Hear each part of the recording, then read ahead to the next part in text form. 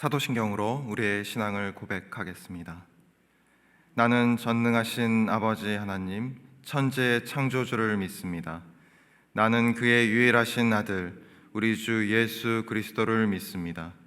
그는 성령으로 잉태되어 동정녀 마리아에게서 나시고 본디오 빌라도에게 고난을 받아 십자가에 못 박혀 죽으시고 장사된 지 사흘 만에 죽은 자 가운데서 다시 살아나셨으며 하늘에 오르시어 전능하신 아버지 하나님 우편에 앉아 계시다가 거기로부터 살아있는 자와 죽은 자를 심판하러 오십니다. 나는 성령을 믿으며 거룩한 공교회와 성도의 교제와 죄를 용서받는 것과 몸의 부활과 영생을 믿습니다. 아멘. 찬송가 540장 함께 부르겠습니다.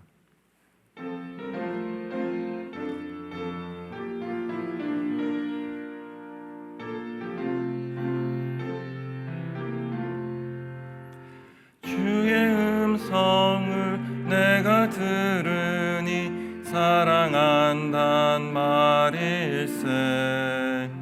믿는 마음으로 주께 가오니 나를 영접하소서.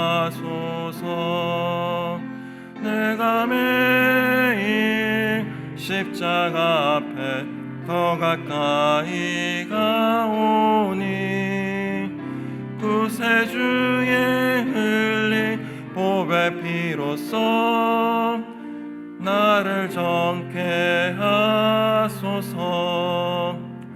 주여 넓으신 은혜 베푸사 나를 받아주시고 나의 품은 뜻 주의 뜻같이 되게 하여 주소서.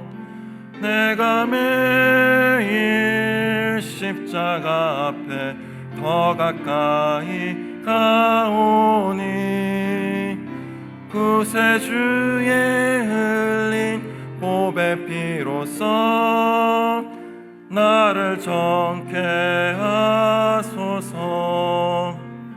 주의 보좌로 나아갈 때에 어찌 아니 기쁠까.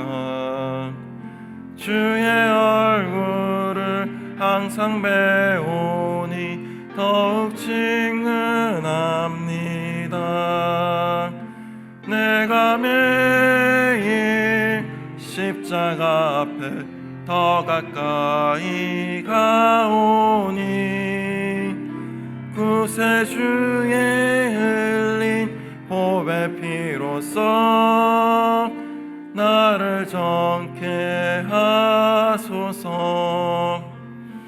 우리 구주의 넓은 사랑을 증량할 자 없으며 주가 주시는 참된 기쁨도 헤아릴 수 없도다.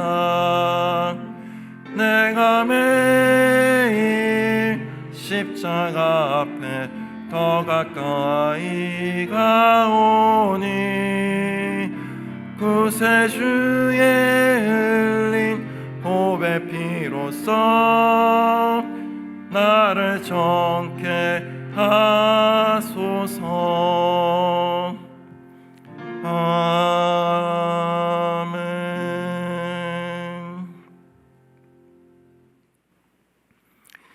이 시간 우리에게 주시는 하나님의 말씀은 구약성경 출애굽기 7장 14절에서 25절입니다.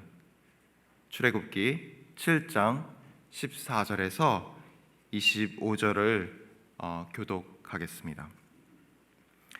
여호와께서 모세에게 이르시되 바로의 마음이 완강하여 백성 보내기를 거절하는도다. 아침에 너는 바로에게로 가라. 보라, 그가 물 있는 곳으로 나오리니 너는 나일 강가에 서서 그를 맞으며 그 뱀 되었던 지팡이를 손에 잡고 그에게 이르기를 히브리 사람의 하나님 여호와께서 나를 왕에게 보내어 이르시되 내 백성을 보내라. 그러면 그들이 광야에서 나를 섬길 것이니라 하였으나 이제까지 내가 듣지 아니하도다. 여호와가 이같이 이르노니 내가 이로 말미암아 나를 여호와인 줄 알리라. 볼지어다 내가 내 손에 지팡이로 나일강을 치면 그것이 피로 변하고 나일강의 고기가 죽고 그 물에서는 악취가 나리니 애굽 사람들이 그 강물을 마시기를 싫어하리라 하라. 여호와께서 또 모세에게 이르시되 아론에게 명령하기를 내 지팡이를 잡고 내 팔을 애굽의 물들과 강들과 운하와 목과 모든 호수 위에 내밀라 하라. 그것들이 피가 되리니 애굽 온 땅과 나무 그릇과 돌그릇 안에 모두 피가 있으리라. 모세와 아론이 여호와께서 명령하신 대로 행하여 바로와 그의 신하의 목전에서 지팡이를 들어 나일강을 치니 그 물이 다 피로 변하고 나일강의 고기가 죽고 그 물에서는 악취가 나니 애굽 사람들이 나일 강물을 마시지 못하며 애굽 온 땅에는 피가 있으나 애굽 요사들도 자기들의 요술로 그와 같이 행함으로 바로의 마음이 완악하여 그들의 말을 듣지 아니하니 여호와의 말씀과 같더라. 바로가 돌이켜 궁으로 들어가고 그 일에 관심을 가지지도 아니하였고 애굽 사람들은 나일 강물을 마실 수 없으므로 나일 강가를 두루 파서 마실 물을 구하였더라. 여호와께서 나일 강을 치신 후 이레가 지나니라. 아멘. 오늘 본문은 하나님이 나일 강물을 피로 바꾸신 사건을 전합니다. 이 사건은 10가지 재앙의 시작으로 이후에 이어지는 9가지 재앙이 이어집니다. 그리고 그 10가지 재앙의 결과로 이스라엘 백성은 애굽을 떠나 가나안 땅으로 향하게 됩니다.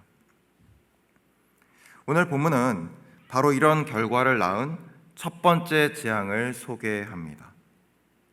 따라서 이 사건을 이해하는 일은 앞으로 일어날 재앙의 이유와 목적을 이해하는 관점을 제공할 것입니다. 오늘 본문은 크게 두 부분으로 나뉩니다. 첫 번째는 하나님이 모세에게 할 일을 지시하시는 내용입니다. 7장 14절에서 19절이 여기에 해당합니다. 두 번째는 모세와 아론이 하나님이 지시하신 일을 실행한 내용입니다. 7장 20절에서 25절이 여기에 해당하죠. 첫 번째 부분인 7장 14절에서 19절에서 하나님은 애굽 왕 바로가 이스라엘 백성 보내기를 거절할 거라고 하십니다. 바로가 하나님의 말씀을 따르지 않을 것이라는 뜻입니다. 이에 하나님은 나일 강물을 피로 변하게 하겠다고 하십니다. 그 이적으로 바로가 하나님을 하나님으로 알게 하겠다고 하시면서 말이죠. 다시 말해 자기 백성 이스라엘 자손이 자신을 섬기게 하려고 하나님은 바로에게 자신이 하나님임을 알게 하시겠다는 뜻입니다. 그리고 하나님이 하나님임 알게 하는 방법이 나일 강물을 피로 바꾼 사건입니다. 따라서 나일 강물을 피로 만든 재앙뿐 아니라 계속되는 재앙은 결국 바로에게 자신이 하나님이라는 사실을 알게 하려는 목적을 갖습니다. 그렇다면 바로가 하나님이 참 하나님, 곧 진정한 신이라는 사실을 아는 일과 이스라엘 백성이 광야에서 하나님을 섬기는 사건 사이에는 어떤 관계가 있을까요? 왜 하나님은 이스라엘 백성이 자신을 섬기게 하려고 바로에게 자신이 하나님이라는 사실을 알게 하셔야 했을까요? 오늘 본문에 나오는 인물들이 맺고 있는 관계를 통해서 그 이유를 한번 살펴보겠습니다. 첫 번째 관계는 하나님과 이스라엘 백성의 관계입니다.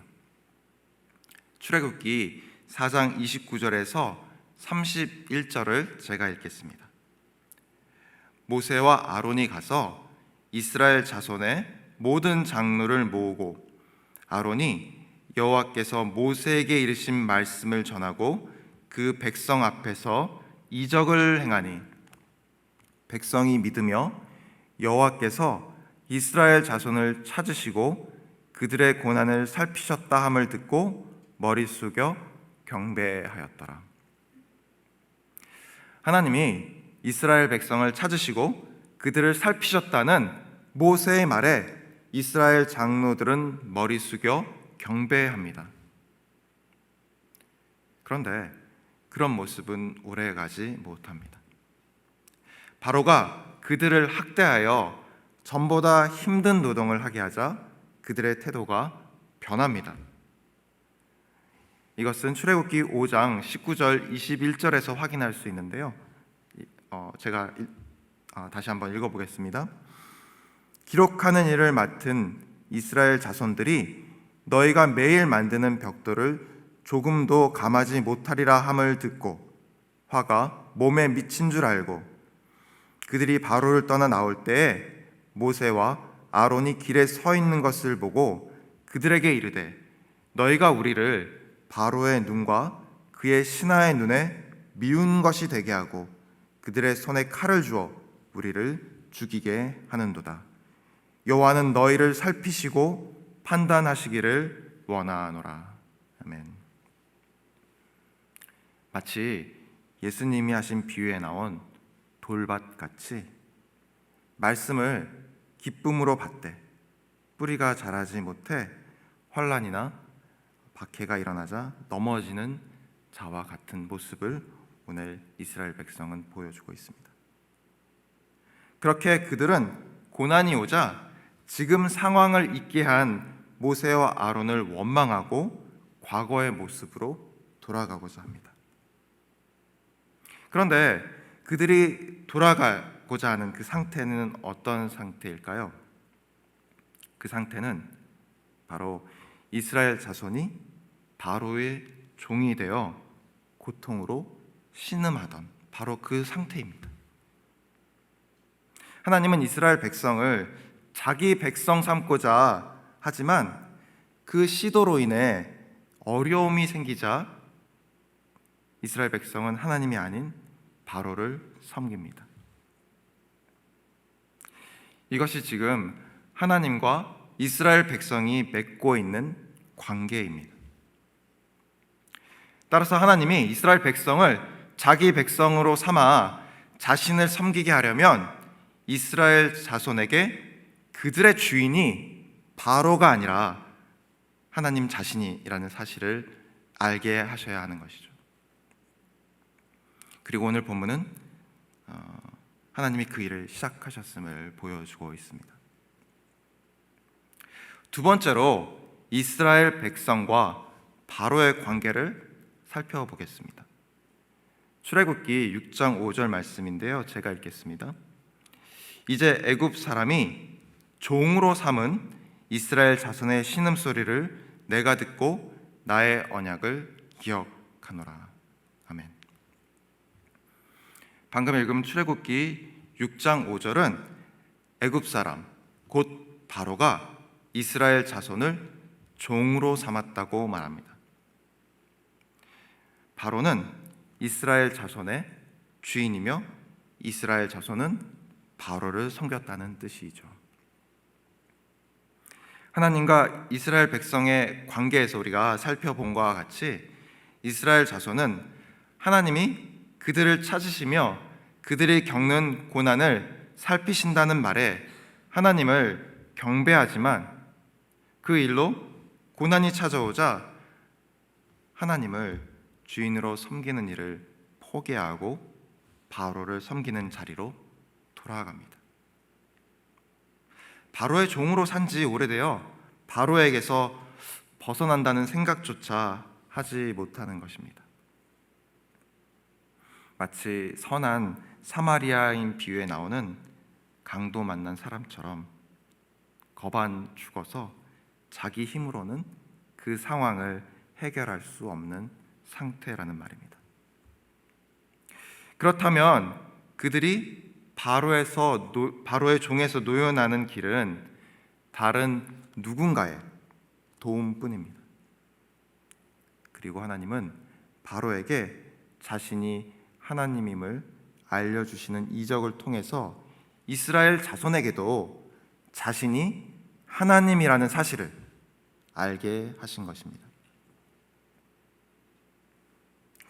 마지막으로 살펴볼 관계는 하나님과 바로의 관계입니다.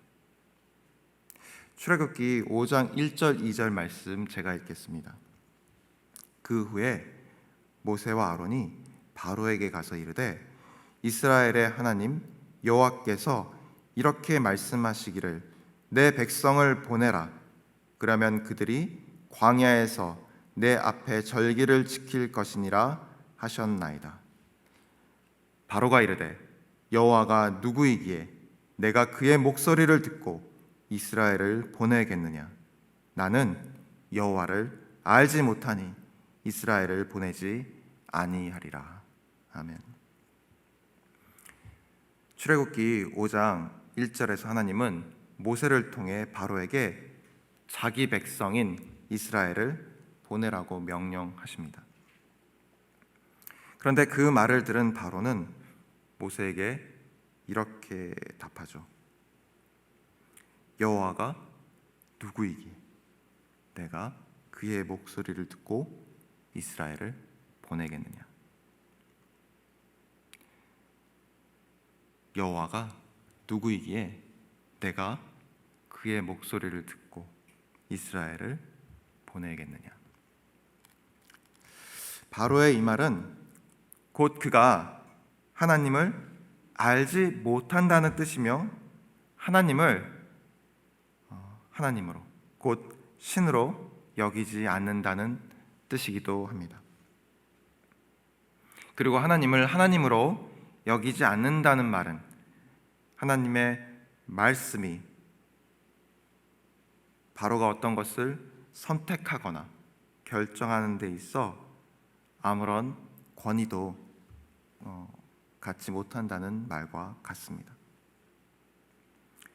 따라서 바로가 하나님의 말씀의 권위를 인정하려면 먼저 하나님이 누구신지를 알아야 했습니다. 하나님이 하나님이라는 사실을 알아야 했다는 말입니다. 바로 그 일을 위해 하나님은 오늘 본문에서 나일 강물을 피로 변하게 하신 것입니다. 여호와 하나님이 참 하나님이라는 사실을 알게 될 때 하나님의 말씀이 바로에게 권위를 가지기 때문입니다.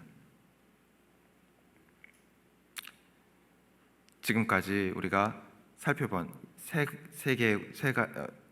가지 관계, 곧 하나님과 이스라엘 백성의 관계, 이스라엘 백성과 바로의 관계, 또 하나님과 바로의 관계를 통해 우리는 하나님이 지금 해결하셔야 하는 문제를 확인할 수가 있습니다.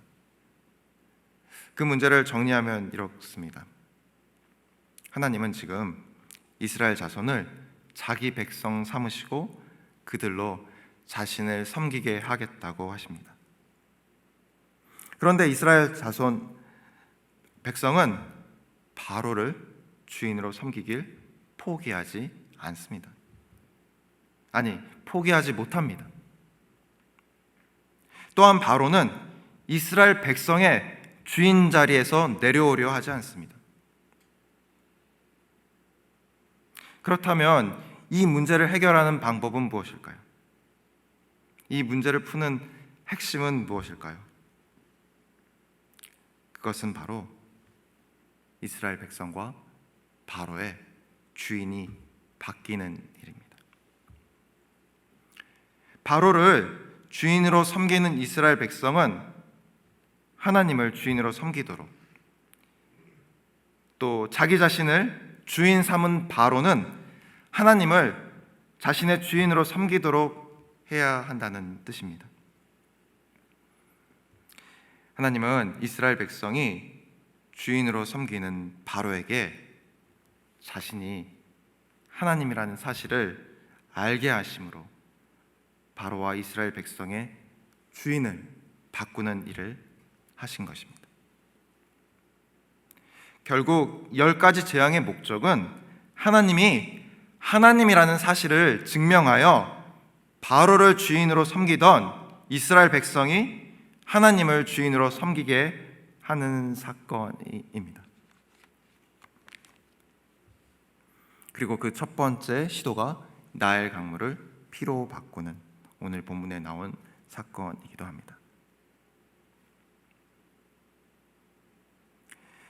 하지만 바로는 주인의 자리에서 쉽게 물러나지 않습니다. 바로의 요술사들도 물을 피로 바꿨기 때문입니다. 자신의 요술사들도 할 수 있는 일이라면 그 일이 하나님이 한 일이라고 여길 수 없었던 것입니다. 출애굽기 7장 23절은 이러한 바로의 모습을 이렇게 전합니다. 바로가 돌이켜 궁으로 들어가고 그 일에 관심을 가지지도 아니하였고, 자기 요술사들이 같은 일을 할 수 있다는 사실 때문에 바로는 하나님을 하나님으로 인정하지 않았던 것입니다. 그는 10가지 재앙을 겪은 후에야 하나님을 하나님으로 인정합니다. 그러나 그 인정도 오래가지 못했습니다. 이스라엘 자손을 보낸 후에 그는 애굽의 모든 병거를 동원하여 이스라엘 백성을 쫓습니다. 그렇게 하나님을 하나님으로 인정하는 일에 실패한 그는 결국 홍해에서 죽게 되고 맙니다. 그렇다면 이스라엘 백성은 어떨까요? 사실 그들도 바로와 크게 다르지 않았습니다. 하나님이 바로에게 하신 일을 통해 하나님이 하나님이라는 사실을 보았지만 힘든 일을 만날 때마다 그들은 끊임없이 하나님을 주인으로 섬기는 일에 실패합니다. 바로와 이스라엘 백성의 이 모습을 통해서 하나님을 믿고 따르는 성도의 삶은 결국 하나님을 주인으로 섬기는 삶이라는 사실을 확인할 수가 있습니다. 우리의 주인이 하나님이라는 고백과 그 고백대로 사는 삶이 바로 성도의 삶이라는 말입니다. 그런데 우리는 그 일에 있어 바로나 이스라엘 백성과 크게 다르지 않은 것 같습니다. 우리 역시 하나님이 아닌 다른 것의 종으로 사는 경우가 많습니다.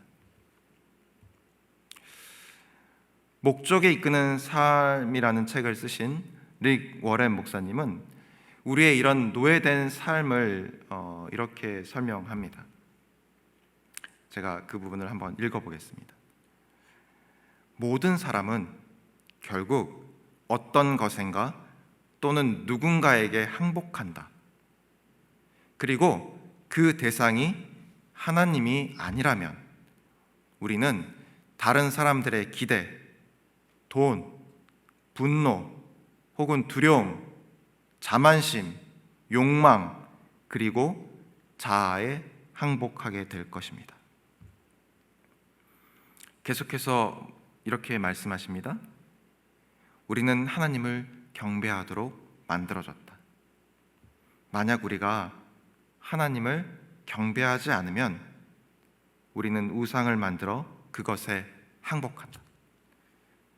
우리는 항복할 대상을 선택할 자유가 있다. 하지만 그 선택 뒤에 따라오는 결과들에 대해서는 자유롭지 못하다. 릭 워렌 목사님의 말처럼 우리는 하나님이 아닌 다른 것에 항복합니다. 이것은 곧 하나님이 아닌 다른 것의 종이 된다는 뜻과 같습니다. 그래서 우리의 신앙생활은 누구를 주인으로 섬기냐의 싸움이라고 할 수 있습니다. 그리고 그 싸움은 한 번에 끝나는 싸움이 아닙니다. 우리는 늘 그 싸움을 해야 합니다. 하나님을 주인으로 섬기는 삶은 매일의 습관이 되어야 한다는 말입니다. 이제 말씀을 정리하도록 하겠습니다. 오늘 본문은 바로와 이스라엘 백성은 하나님을 하나님으로 여기지 않았다는 사실을 전합니다. 하나님은 그런 그들에게 자신이 하나님이라는 사실을 알게 하십니다. 이를 통해 그들의 주인이 바뀌길 소망하면서 말이죠. 그렇게 하나님은 자신이 하나님임을 보여주셨지만 바로와 이스라엘 백성은 끊임없이 다른 것을 주인으로 섬깁니다. 다른 것에 항복합니다. 그런데 우리도 그들과 다르지 않다는 사실을 우리는 오늘 말씀을 통해 다시 한번 확인하게 되죠. 그래서 우리는 매 순간 누구를 주인으로 섬길지 싸워야만 합니다. 그리고 오직 주님께 항복해야만 합니다. 우리가 날마다 항복해야 하는 삶에 대한 사도 바울의 권면으로 오늘 말씀을 마치도록 하겠습니다. 고린도전서 15장 31절 말씀입니다. 제가 읽겠습니다. 형제들아, 내가 그리스도 예수 우리 주 안에서 가진 바 너희에 대한 나의 자랑을 두고 단언하노니 나는 날마다 죽노라. 날마다 죽는다는 바울의 고백이 오늘 여기 계신 우리 모두의 고백이 되어 주님이 주인 되는 축복된 삶을 누리시기를 주님의 이름으로 축원합니다. 기도하겠습니다. 우리의 주인이신 하나님 아버지, 오늘 말씀을 통해 성도의 삶은 하나님을 하나님으로 섬기는 삶, 하나님을 주인으로 모시는 삶이라는 사실을 알게 하시니 감사합니다. 그러나 그 삶은 거저 얻을 수 없으며 날마다 싸우고 우리 자신을 죽임으로써 가능하다는 사실 또한 알게 되었습니다. 우리 힘으로는 그 싸움에서 이길 수 없사오니 주님의 백성 이스라엘에게 베푸셨던 권능으로 우리를 지켜주시고 우리를 위해 싸우시고 주님의 힘으로 힘을 얻어 끝까지 그 길을 걸어가는 저희 되게 하옵소서. 이 모든 말씀 우리 주 예수 그리스도의 이름으로 기도드리옵나이다. 아멘. 하늘에 계신 우리 아버지, 아버지의 이름을 거룩하게 하시며 아버지의 나라가 오게 하시며 아버지의 뜻이 하늘에서와 같이 땅에서도 이루어지게 하소서. 오늘 우리에게 일용할 양식을 주시고 우리가 우리에게 잘못한 사람을 용서하여 준 것 같이 우리 죄를 용서하여 주시고 우리를 시험에 빠지지 않게 하시고 악에서 구하소서. 나라와 권능과 영광이 영원히 아버지의 것입니다. 아멘.